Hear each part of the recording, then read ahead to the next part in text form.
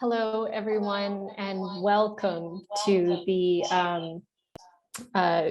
subject Q&A for law at Cambridge. I am Dr. Zamona Hannebaum. I'm the Schools Liaison Coordinator at the Faculty of Law, and I'll be moderating this session today.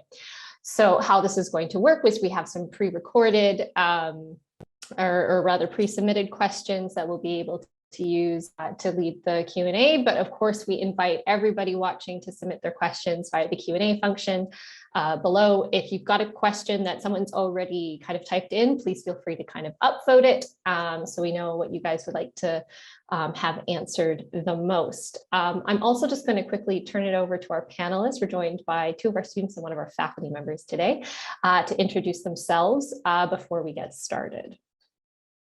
I will start by saying hello everyone and welcome to the open day. We're really glad to have you here with us. My name is Rumiana Yotova and I'm a lecturer in international law at the law faculty. I'm also one of the two access officers and a fellow at Gonville and Keyes College. Samantha, over to you. Hi, I'm Samantha.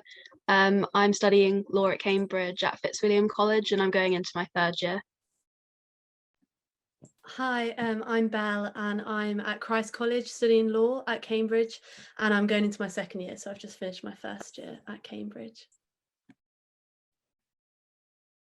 Great, thanks so much for introducing yourself. So we'll get it started. So let's maybe talk a little bit about the academic requirements. So one of the questions I know that we get a lot of times is how important are your GCSE results for your Cambridge law application? So Rumi, would you like to maybe kind of take a stab at kind of explaining that, since obviously that's more of a assessment side of things in the admissions process. Yes, so obviously in Cambridge we are interested in your academic achievements, but what we're most interested in is your academic potential. So we would take into account your GCSE requirements or any other equivalent results you've achieved so far in high school, but this is going to be only one piece of the puzzle of a more holistic assessment of your profile. We will also be looking at your personal statement, your motivation, the strength of your references. And we will also be doing some testing ourselves to assess your potential, such as the Cambridge Law Test, which is a 1-hour written essay writing assessment.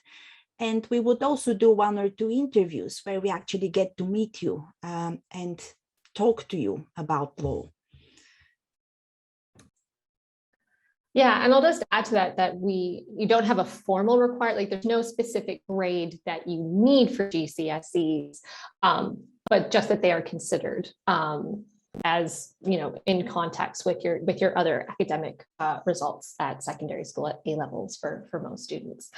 So speaking of A-levels, what subjects at A-level should I study to apply for Cambridge Law? So Ru, if you want to give kind of the official kind of position on that, and then we'll go to maybe Belle and Samantha to discuss what they studied.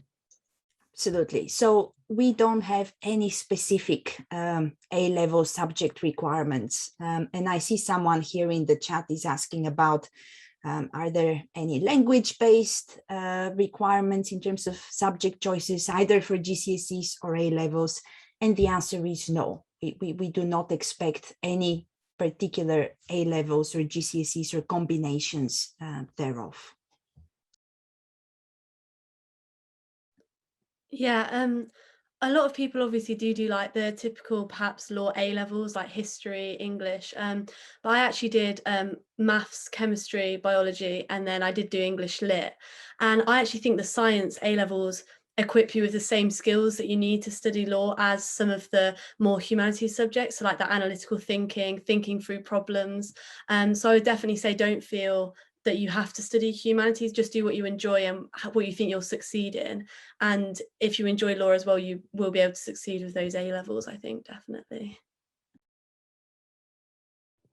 Yeah, I went down the more sort of traditional humanities route, I think, in terms of doing like English literature, history, politics and art.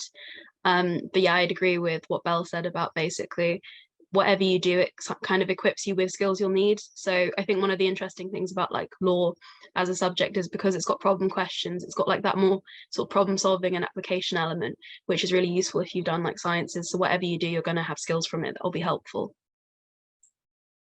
Yeah, and just building on that, I know that some of our students have studied subjects that may not always seem sort of typical, like in addition to, you know, the type of subjects that Belle discussed. We've had students who have studied things like music and theater, who've gone on to become law students. And so, you know, in these kind of contexts, regardless of what subject you're studying, the really important thing, as Samantha said, is to stress the skills that you're learning, because, you know, very few of our students actually have studied law before coming to Cambridge. So it's not necessarily the same kind of intuitive, oh, I did this at A level and this is what I do at university, that you might have for a subject like history, for example. So it's a real great opportunity for everybody to sort of step back and think, well, I haven't studied law yet, but what have I developed that will allow me to study law and think about it? So that's something to kind of bear in mind when you're, you know, thinking about things like your personal statement, or, you know, when you're engaging in other sorts of assessment that we do as part of the admissions process, to think, what do you know, and applying it to what you might not know in future. So the next question, I'd like to kind of build on it. We've just had a couple of questions, I think, in the chat, in the Q&A, that might be relevant to discuss. So maybe there's, because by looks like we do have quite a few international applications or people joining us today. So what should international applicants provide instead of GCSEs? Rumi, if you want to maybe answer that one. And this idea of what if your school doesn't necessarily have the strongest references? Is this kind of, you know, a disadvantage because the referee isn't, quote, well known? So I'll start with the second question, which is the easiest one. Absolutely no problem. References are only part of our overall assessment, and it's fine if, you know, I wouldn't say that any referees are well known to Cambridge as such. So we read so many applications during admissions that it is impossible to truly know all or any of the referees. So we're interested in what the reference says about you, but that information we also get from your personal statement. So I wouldn't worry too much about that. What I would say is ask for a reference from the teachers who know you best and who you know will spend the time to explain to us what skills you have that match what we're looking for. In terms of international applicants, yes, we do. We are aware that different education systems across the world are very different. You can Google Cambridge undergraduate admissions international requirements, and there you can get an idea of what we expect depending on what country you're applying for. So we try to equalize GCSEs with similar requirements from different states, and you would get there actually the expected academic achievement that we're looking for. So yes, we accept international students and welcome them very much. Great, thank you so much for shedding some light on that, Rumi. So the next kind of question that has come up, and I see we're also having it come up in the chat as well, is what type of supercurriculars or extracurriculars can I do to develop my interest in law? Samantha, Belle, do you want to have a crack at this one, and then I'll add if I have anything? What did you do when you were applying, when you decided you're going to apply? Well, I did like quite a range of things, and some of my things weren't necessarily like as related to law as you might think. So obviously I did like reading on some sort of more introductory texts on like areas of law I found interesting, and listened to podcasts on those areas as well. Also, if I could find sort of free experiences to do, I live in London, and there was like a charity called Big Voice London that did like sort of little lecture series in law and summer schools. So I did a few of those just to get to explore that in terms of like in-person stuff. And also went to some sort of like masterclasses at different universities that were free, whether online or like in person. And then the more kind of random stuff I did is I actually did like an art project relating to sort of like women's legal position historically. and that was like making a giant doll's house representing that, what I'd done research wise in relation to that. So that was a bit more random, but yeah, I think I did quite a different few things and just things that genuinely interested me and I actually wanted to do, rather than sort of just doing stuff that I felt like I had to do. I was just like exploring things I found interesting, whether that was niche or not, really. Yeah, I think definitely, to reiterate what Samantha said, only kind of do things if they really interest you. Like, obviously there's a lot of pressure maybe to do a lot of reading before you apply or include a lot of books on your personal statement. And I actually didn't read that many books, but I tried to make sure that when I was reading, I was really interacting with the book and thinking about my own opinion with it. So for example, one really good book I read was called Eve Was Framed, and it was kind of like a feminist take on our legal system and gender inequality. And it wasn't really technical law, but I found it really interesting. And that was something I talked about. Something else I also did, which I think is really good, just to kind of get a vibe, I guess, for law, was I went to visit the courts, because it's free to do. You can just walk in, you can walk in and out of any of the rooms as long as the judge isn't speaking. And it's just a really nice way to get an insight into perhaps maybe more vocational side of law, and also to get you excited, because I really enjoyed that. And that's kind of something I thought about when I was doing harder super curriculars. Maybe I was like, actually, that's an environment I really want to be in. So I would definitely recommend that. Obviously with COVID, it might be more difficult, but I think they're live streaming a lot of cases and you can just search them on YouTube. And I think that's a really interesting thing to do as well. Yeah, just building on that, I'm just going to, we wrote a blog post that has been updated over the last few months with just a nice list of resources of books and podcasts and just different ideas on how you can kind of engage in your curriculars, including some of the kind of emerging virtual work experience options, various kind of mass online learning course type things as well.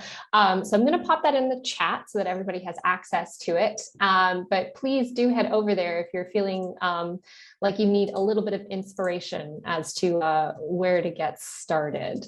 And I think that leads on to a kind of natural question, is the personal statement. So I guess, you know, what do we look for? What allows people to stand out? And maybe Samantha and Belle can kind of address how they sort of tackle that. I know it's kind of been teased at here, but it might be good to kind of elaborate on there.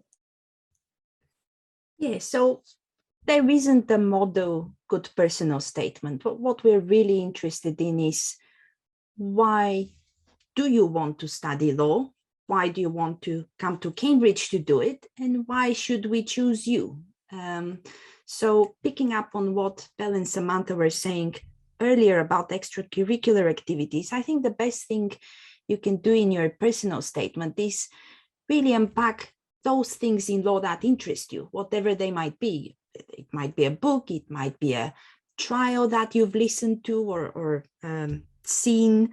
It might be a taster lecture that you attended, or indeed a piece of news that sparks your interest in the subject and your thoughts on it. So we're looking for you to tell us using your own personal voice rather than hiding behind general phrases like law is dynamic or law penetrates all parts of society, to really explain what is your motivation, what is your interest in the discipline, and what skills do you think you have that will help you be a good law student.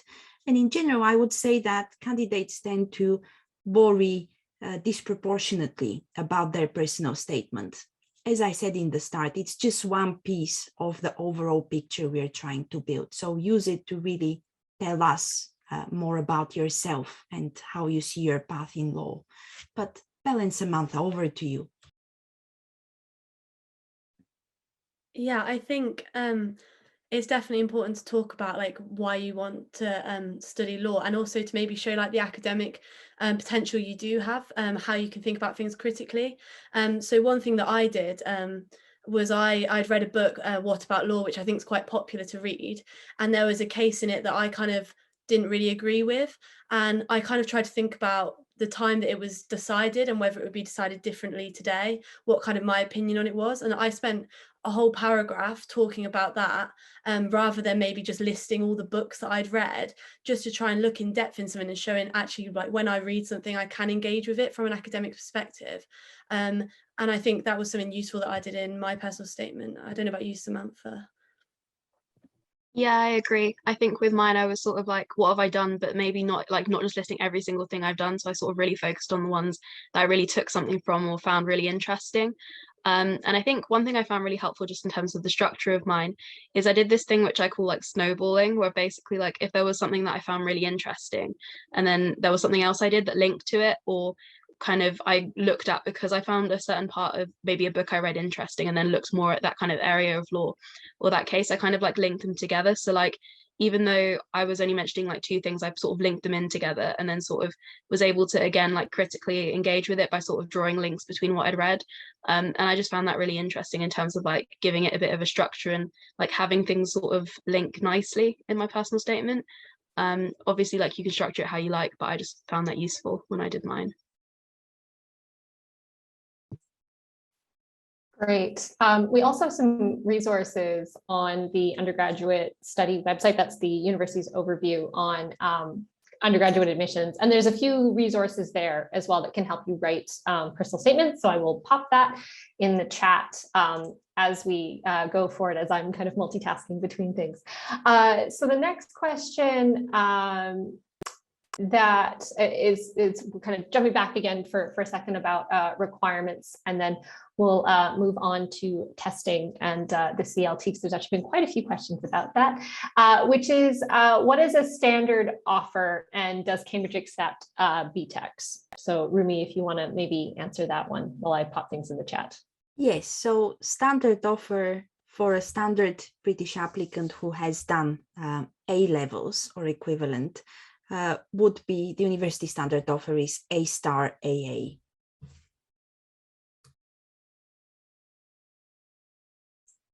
Great, and that is a 776 and between 40 and 42 points for the International Baccalaureate.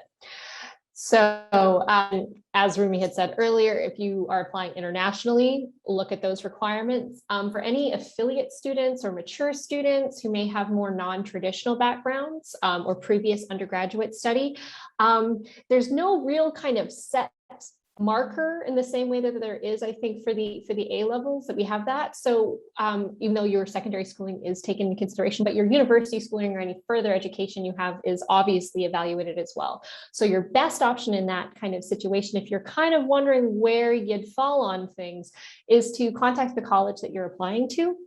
Their admissions teams will be able to give you more kind of bespoke guidance based on your circumstances, because we do evaluate everybody on a kind of individual basis. Most of the colleges will be able to do that, but the mature colleges in particular are very familiar and very experienced with applicants who may not always have had the a very traditional background or route into our undergraduate degree. So those are Hughes Hall, Wolfson College, and St. Edmunds. And Lucy Cavendish is no longer a mature college. They're admitting students under 21 and are now coeducational. But again, their staff are very familiar with those types of applications and can probably provide advice. So let's move on to discussing the Cambridge Law Test. What is it? How do you stand out on it? What are we looking for? How is it being written this year? So I know there's a few kind of questions in there, but we'll tackle. Sure. So the Cambridge Law Test is a 1-hour essay that you have to write. We usually give you a choice of up to 3 questions. And what we're looking for is for your ability to engage with the question itself and to make an argument in response. So for the Cambridge Law Test, you do not need any prior knowledge of law. We're not testing any knowledge or understanding of law. What we want to see is how can you think and how can you engage with a question that you haven't seen before on the spot, and how can you make a good literate argument in response. Samantha Bell, what was your experience? And I saw an earlier question was, how did you prepare for the CLT? Yeah, so I think with preparing for it, it's definitely important to remember that you really don't need any prior law knowledge. So it's not worth trying to find stuff out and learn stuff legally, because like Mimi was saying, the issues are very just debatable topics. So I think in terms of that, it's definitely really useful to keep up with the news, because realistically, if you're going to have to debate on them, they're probably going to have been debated before perhaps, so you might be able to find links. But also it's about probably just being able to engage with it. So what I did personally was I wrote a couple practice essays, but mainly I just actually printed off the questions. They're all like available, some test like practice questions on the Cambridge Law website. And I actually was in the car on the way to another university open day, and me and my family just sat through and just talked through the questions and kind of talked about our different opinions on them, played devil's advocate. And I think that was something really useful, because then when I got into the test, I already kind of had that mentality of thinking of different opinions and seeing how I would argue for my opinion and how other people would think about it. So I think that was definitely useful, but I would stress, I don't think you need to spend loads and loads of time preparing. It's kind of just getting into that mindset of debating and engaging with the question. Yeah, I'd agree with that. I think practicing essays and just making sure that you're able to sort of come up with different points on the question and actually reason through those points. And I think it's, again, you don't need sort of that legal knowledge. And so just because you have like some evidence that kind of doesn't really link and just sounds like it's on the topic, don't just shoehorn it in just because you think it sounds impressive. Like, only really use reasoning and evidence that like actually makes sense, because it's better that you're actually like answering the question than just trying to like show off knowledge that you have that might not actually be very relevant. And I think that, again, like practicing those essays, I really focus on like working on my timing, because that's one of like my pitfalls, just in terms of generally I'm not very good at making sure I'm writing a structured essay in the time. So that really helped me, just like making sure I could do it in the time, using the practice questions both for the Cambridge Law Test, but also you're doing something very similar with your LNAT as well if you're doing an LNAT. So using those practice questions, if you run out and want to do a few more, can be helpful because it's similar skills. And again, sort of making sure you're keeping up with current affairs, because that can just give you that sort of useful sense of like both evidence you could use, but also just the idea of having different points and using those reasoning skills. And so it kind of ingrains that in a bit more. So I'd agree with a lot of what Belle said, really. Yeah, and you mentioned the LNAT. So obviously, if you're applying to, and as you should be applying to other universities on your UCAS application to study law, we don't require the LNAT currently. So it is just the CLT that you have to worry about for this admissions period in terms of additional assessment. And I know we've had a few comments asking about the format of the CLT this year. Due to the ongoing circumstances, the admissions process has been moved online again this year. So interviews will be taking place virtually, as will the CLT. So what that will roughly look like is very similar to how we did it last year, where you'll be writing the CLT probably about 2 weeks roughly before interview. The college will arrange for you to register for this. You'll be given a selection of dates and times to choose from. Day of, you'll be logging onto an online platform to see the paper. You will then write your essay within the allotted time electronically, and then upload the document. I believe there is capacity for you to handwrite, scan, and upload, but do bear in mind that your examiners are reading these and reading a lot of them. So if you can type it, I think it's just easier for everyone to read it. But if you do need to write by hand, I think there's space for that. And just to bear, and the teams of the, or members of the admissions team, sorry, that are evaluating your CLT will have these scored, and the people interviewing you will have seen these scores and will have reference to your CLT essay. So you may be asked about it in the interview. So just to bear that in mind as well. Rumi, I don't know if you have anything else to add to that. Great. So slightly switching gears, but I think an interesting question, of course, is the idea of choosing a college. How do you do that? Or should you make an open application? So maybe we can talk about that generally, and then Samantha and Belle, if you want to maybe give your kind of perspective on how you chose your colleges. I think that'd be useful. So Because Cambridge has this system of the pool, which college you choose to apply to doesn't really matter in terms of your chances of success. Because even if the college, your first choice college, is unable to take you, if they think you're very good, they would put you in the pool for other colleges to look at your application and take you instead. So I would say the choice of college is a very personal one. If you have the opportunity to do so, a number of colleges are now offering in-person open days. So going there to see the atmosphere, to meet some of the students and fellows could be really helpful. I'm sure other colleges are offering also online opportunities. So I would say just go and visit and see what resonates best with you. Some of you might prefer more traditional colleges. Some might prefer more modern ones. You might want to be part of a big college or a smaller one. You might be interested in a college that's close to the law faculty. So think about what's important to you. Or indeed, you might want to be in a college which has access to the river because you're a keen punter or rower. So think about what matters to you and then try to learn as much as you can about the college in question and get in touch with them. Samantha, Belle, how did you choose your colleges?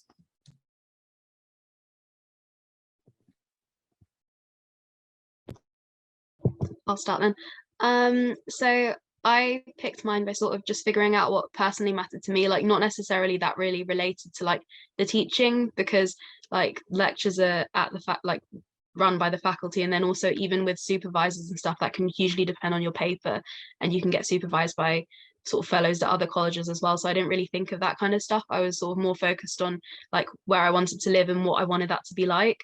So I was looking at slightly more modern colleges just because I really like baking, and so I really wanted an oven, and so I was like, I'm determined to find a college that has ovens. And then also just stuff like I really like badminton, so I was like, okay, I picked my college partly because it does like badminton weekly in the auditorium and has like an art room, which is another thing I really like. So I was just sort of focusing on what things do I like, what things would I like to have nearby to me to make my life easier. And my college is a bit further out of town, but like some people might like that, some people might not. Like I don't mind it being a bit further out because I quite like sort of having to walk in somewhere and having that sort of space to just be out of my head and just have a walk, whereas other people might like to literally just be able to roll out of bed and be right next to their sort of lectures or town or whatever. So it's a very personal thing, and it's just like, how do you like to live and how would you sort of prefer? And if you don't really mind, then you can sort of just figure out one or two things that you want to factor in, or just do an open application if that's something that you would prefer to do as well, because that also works out for a lot of people. So yeah. Yeah, no, I think I'm pretty much the same in that I didn't really look at like academics and stuff. It was kind of just, I viewed it as like the college, because you probably will live there at least 2 of the years, if not all 3. You've kind of got to view it as a home and like, where do you feel most comfortable? So if you do get a chance to visit, I would definitely recommend that, because so I'm at Christ and I hadn't even heard of it until they had like a general open day, and I went in and instantly I just felt really comfortable and I just really liked the environment. And I think that that's kind of what you've got to base it off. Also, I'm right in the center, right by coffee shops, clubs and stuff like that, and I was like, oh, this is ideal to just be able to get everywhere easily. But like we were saying, if you want to be nearer the law fac, stuff like that, then that's something to take into consideration. But I would say I wouldn't worry too much about colleges, because obviously there is the pooling system, that you may get pooled if another college wants you. And I have some of my closest friends got pooled to Christ and they absolutely love it, and it's completely different from the college they originally applied for. So I definitely think everyone ends up loving their colleges anyway. So obviously it is something to think about, but it's not the be all and end all, I would say. Yeah, and just to add to that, we do have a resource that the Cambridge Student Union has put together called the Alternative Prospectus, and it often has some student perspective, you know, the kind of non-official line, but like the student take on colleges, on courses, on things like that. So I will pop that in the chat as well. And just to bear in mind with the open application, no problem to make it. The only people who may not want to make an open application is anybody who may have any access needs or maybe limited physical mobility. Simply because, you know, if you end up at one of these colleges further out, say Girton or Homerton, they're wonderful. But if you have to kind of navigate a medieval city, using a wheelchair, or you just don't have the span to kind of walk that sort of distance or cycle that distance, it's just good to maybe check in. Also, because if you look at something like the Disability Resource Center, it's going to have a great list of guides about the type of accommodation that colleges have. So you can find a place that will have accommodation and kind of infrastructure in place that will suit your needs. So, but otherwise, absolutely make an open application if you're unsure, and see where the chips fall, because obviously you end up in really great places. So just moving on to, I guess, discussing life in Cambridge as a law student. I know we've had some questions here about supervisions and what they're like. So Rumi, I don't know if you want to just maybe kind of address what they are as a general kind of structure. And then if Belle and Samantha can maybe talk about their opinions, or rather their experiences of supervisions, what they enjoy, what they find challenging, and advice they might give to people preparing for those. Of course. So supervisions are something very typical for Cambridge and Oxford. And what we do is, in addition to the lectures that all students get in the law faculty, your college will organize for you small group teaching, which what we call supervisions. So supervisions usually involve one academic and 2 to 5 law students, and you would meet fortnightly with your supervisor to have supervisions in each paper that you take every year. And the supervisions are the opportunity for you to test your understanding of the material, to test your ideas, your arguments, to go through past exam questions, to write essays based on past exam questions that you will receive feedback on. So this is really the small group teaching part of the Cambridge education system, or as I like to think of it, the meeting of minds. And it's a really wonderful opportunity to get to know the subject and think about it critically, but also to get to know that group of people you're in a supervision with and your supervisor, and to work together towards fulfilling your academic potential.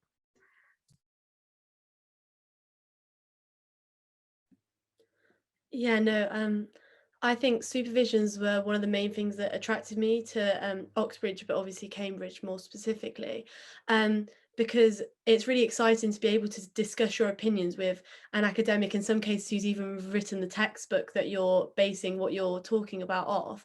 I think it's a really invaluable experience. Something that I didn't actually think of when I applied, but that has been so useful, is that with supervisions, you write an essay for every of the supervisions that ends up being about 8 a term.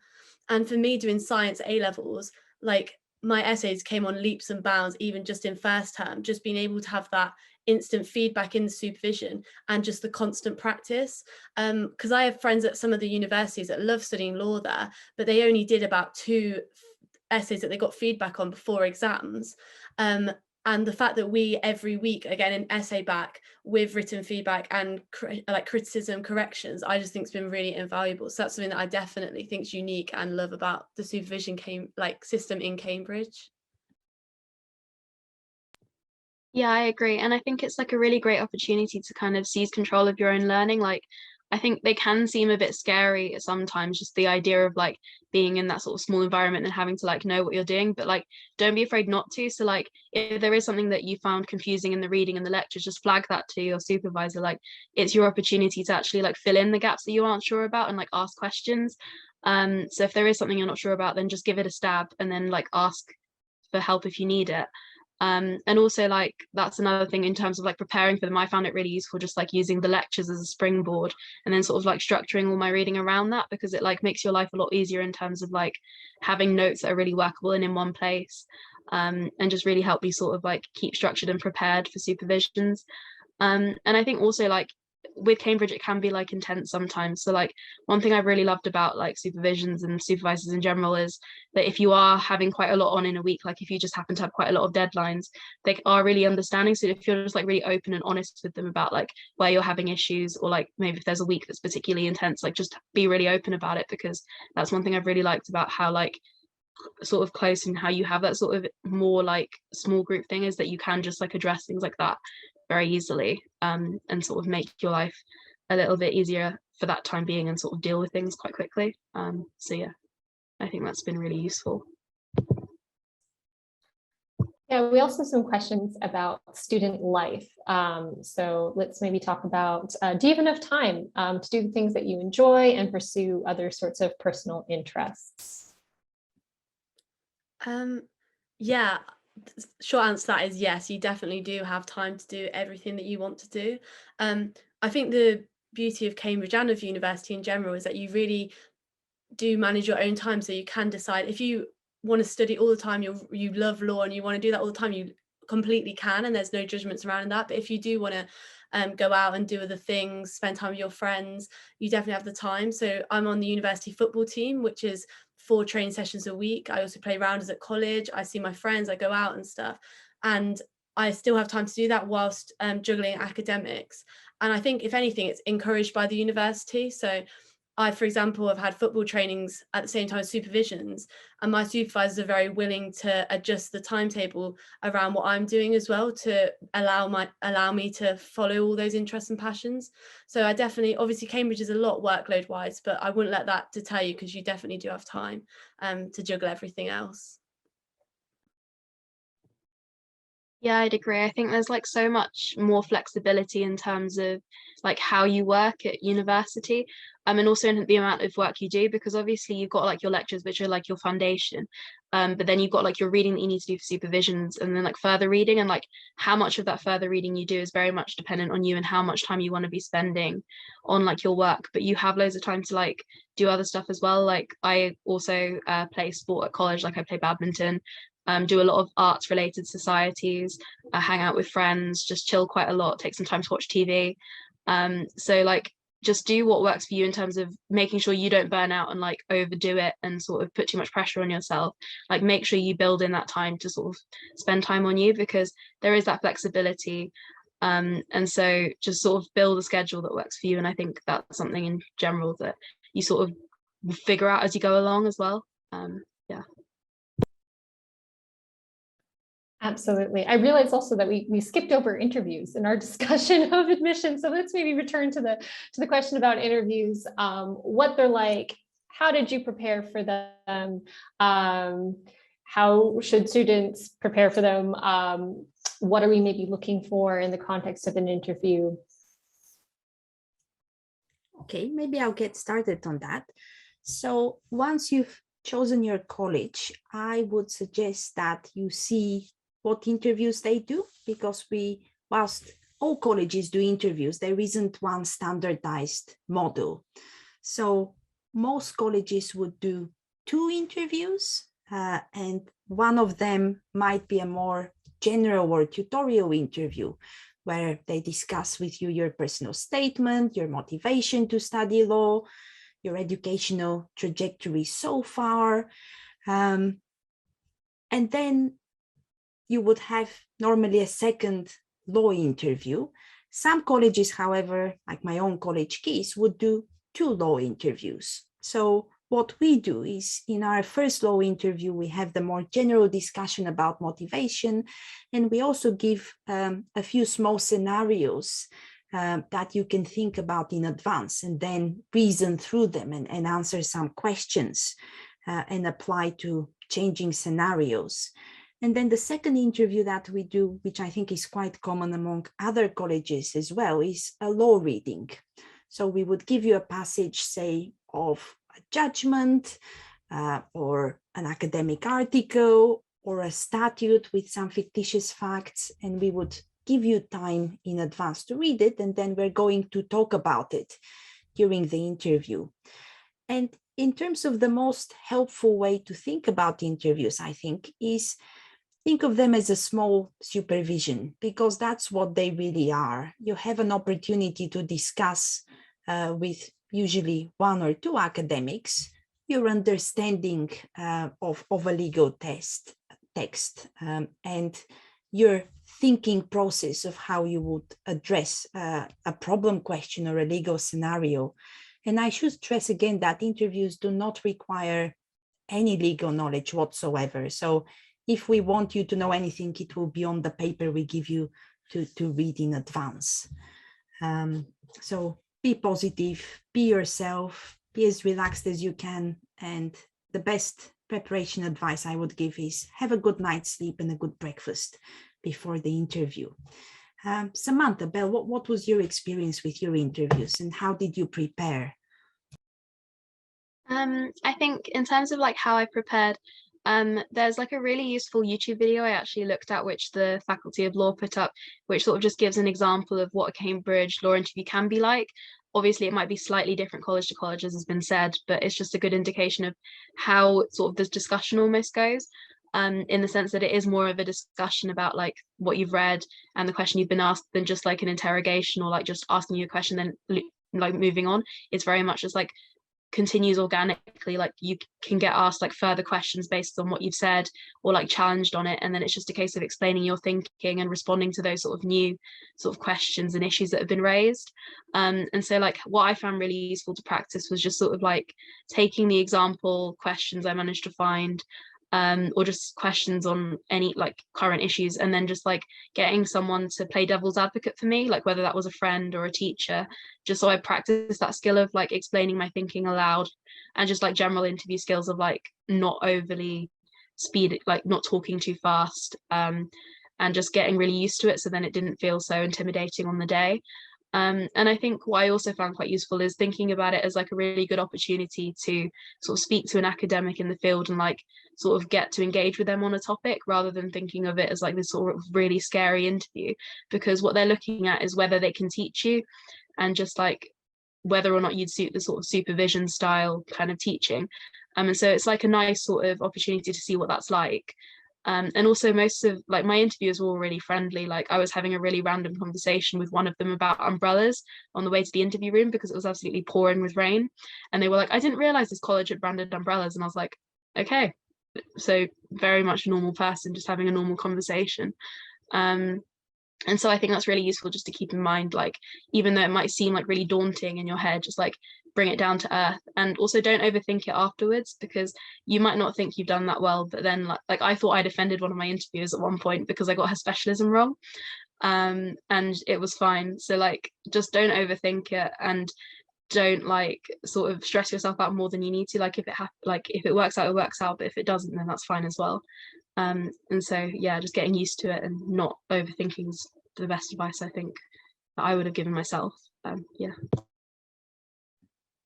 That's really good. We also have on our YouTube channel a video that is a recording of a kind of mock Cambridge law interview, obviously with the caveat that of course it does vary from college to college in practice, but it is a useful tool to watch to just get a sense of how this may operate. So I'll pop that in the chat now.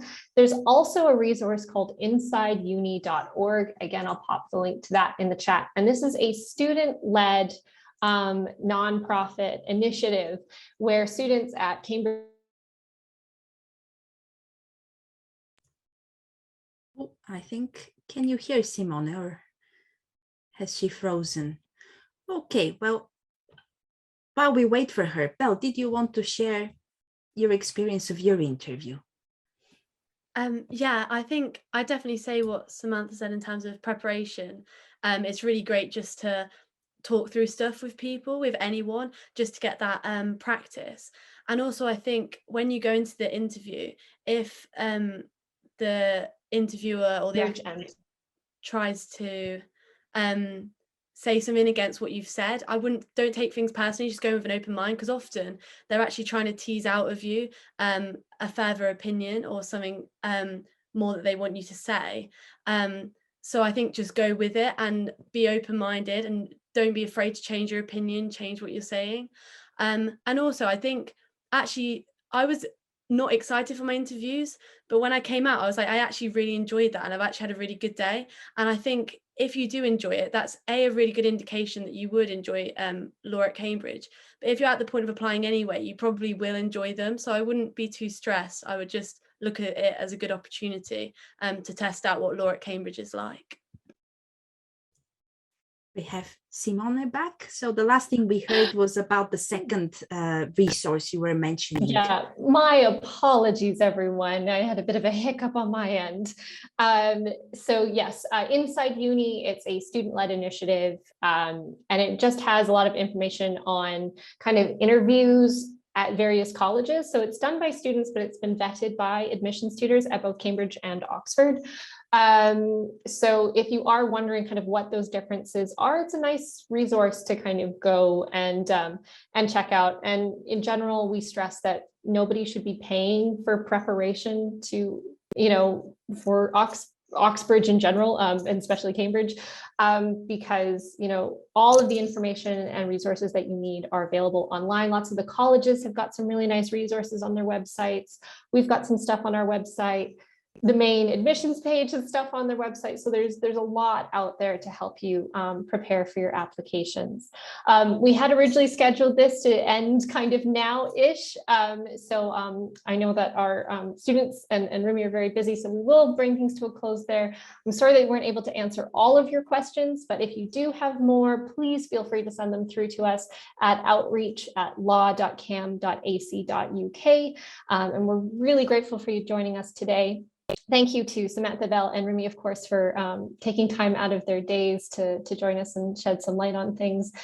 This recording will be made available after the webinar has ended in the next couple of days, I hope, and it'll be shared with you. So if you wish to kind of ruminate on anything, or maybe you could only attend for part of it, that'll be made available. So thank you all, and take care, and good luck to anybody applying this year.